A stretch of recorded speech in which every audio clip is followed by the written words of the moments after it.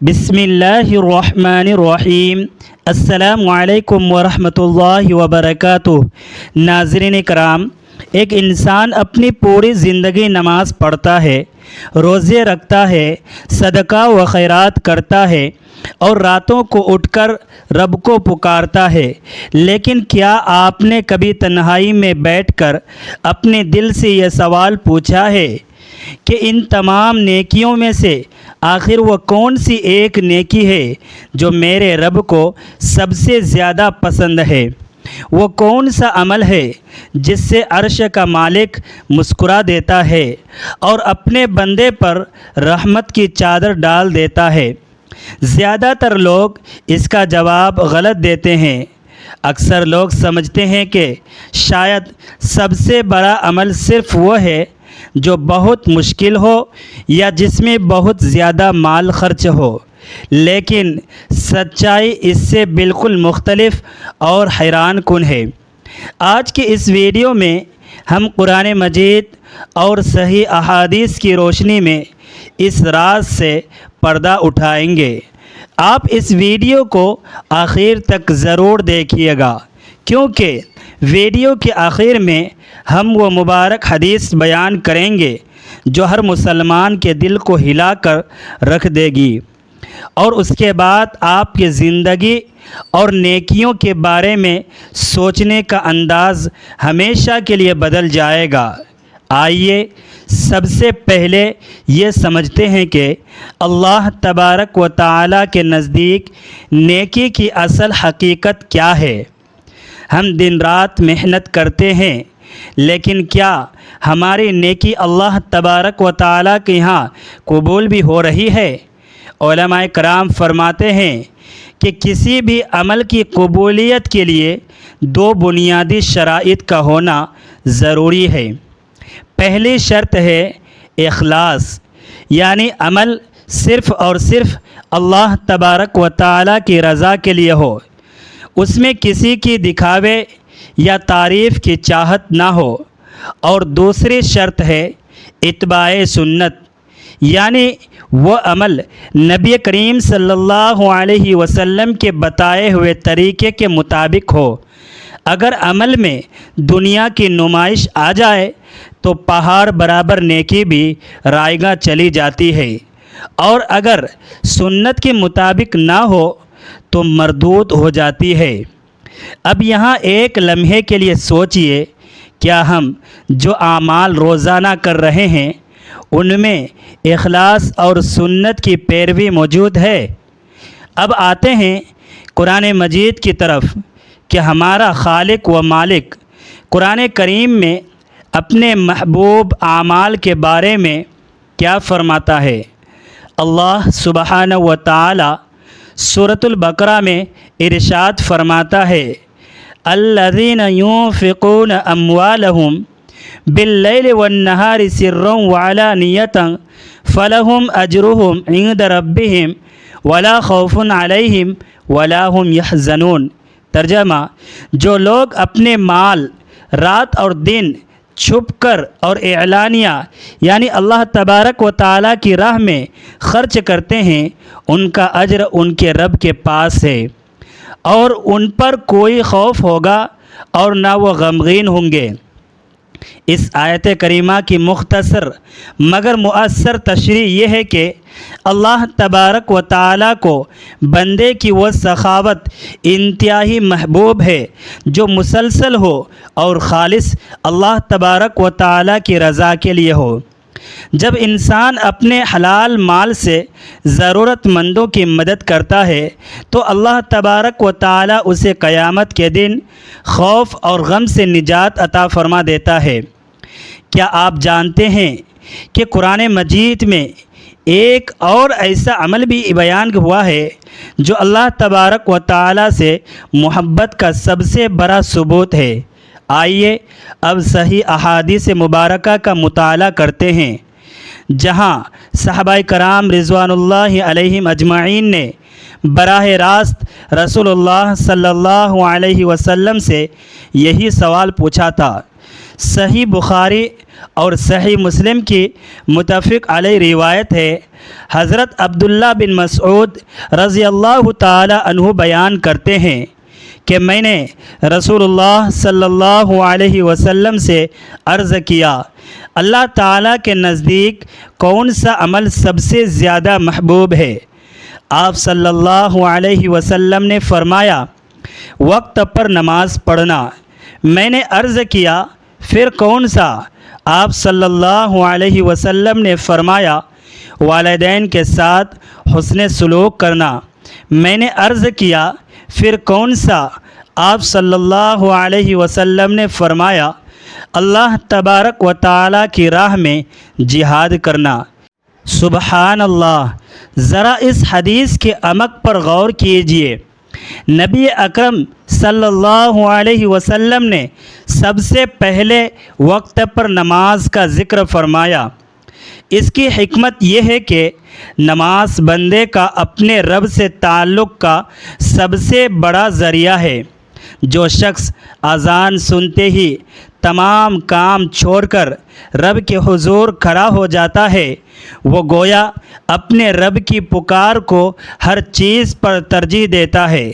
دوسری چیز والدین کے ساتھ حسن سلوک ہے، کیونکہ خالق کے حقوق کے بعد مخلوق میں سب سے بڑا حق والدین کا ہے۔ ان کی خدمت اور ان سے نرمی سے بات کرنا رب کی رضا کا سبب ہے۔ اور تیسرا مقام اللہ تبارک و تعالیٰ کی راہ میں جہاد کا ہے، یعنی اپنے مال، جان اور زبان سے اللہ تبارک و تعالیٰ کے دین کی سربلندی اور حق کی حفاظت کے لیے جد و جہد کرنا۔ لیکن کیا اللہ تبارک و تعالیٰ کو صرف یہی بڑے بڑے اعمال پسند ہے؟ کیا چھوٹی چھوٹی نیکیاں اللہ تعالیٰ کے یہاں کوئی اہمیت نہیں رکھتی؟ یہاں اکثر لوگ مغالطے کا شکار ہو جاتے ہیں۔ ہم میں سے بہت سے لوگ یہ سوچتے ہیں کہ اگر ہم کوئی بڑا تیر نہیں مار سکتے یا بڑا صدقہ نہیں دے سکتے تو چھوٹی نیکیوں کا کیا فائدہ؟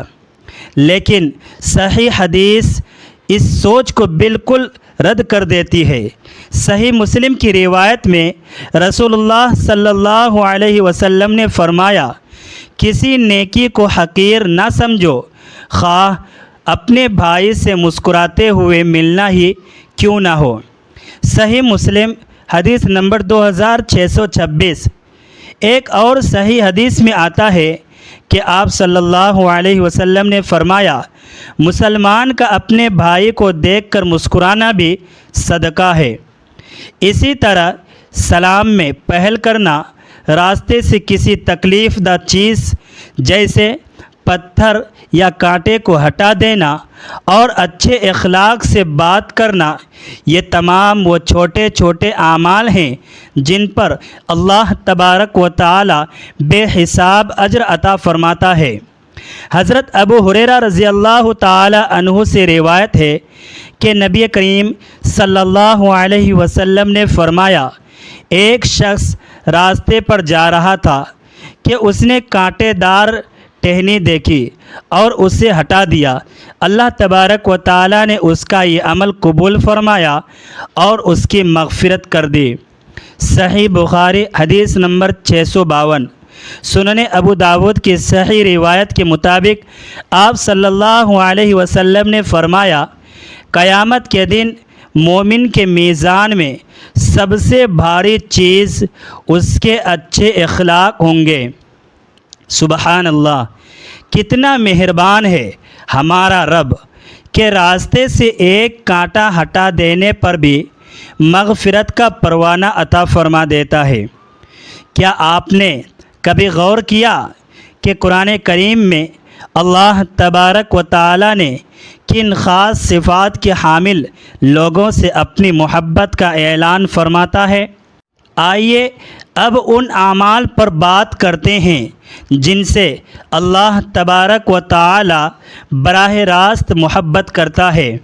نمبر 1، توبہ، اللہ تبارک و تعالی فرماتا ہے ان اللہ یحب التوابین، بے شک اللہ تعالی توبہ کرنے والوں سے محبت کرتا ہے۔ جب بندہ گناہ کے بعد شرمندہ ہو کر رب کے سامنے روتا ہے تو اللہ تبارک و تعالی کو اس پر پیار آتا ہے۔ نمبر 2، صبر۔ ارشاد باری تعالی ہے واللہ یحب الصابرین، اور اللہ تعالی صبر کرنے والوں سے محبت کرتا ہے۔ مصیبت اور آزمائش پر اپنے رب کی رضا پر راضی رہنا محبوب ترین صفت ہے۔ نمبر 3، تقوی۔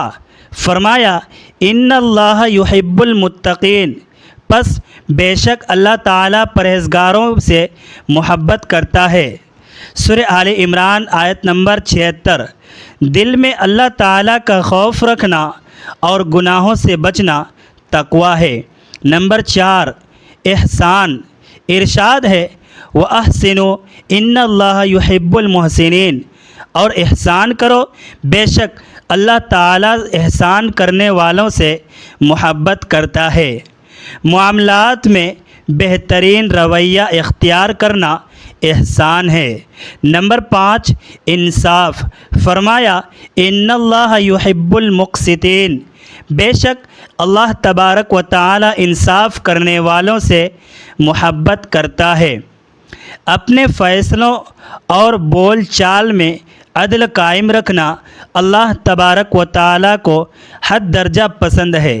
اب آتے ہیں اس مبارک اور ہلا دینے والی حدیث کی طرف جس کا وعدہ ہم نے آغاز میں کیا تھا۔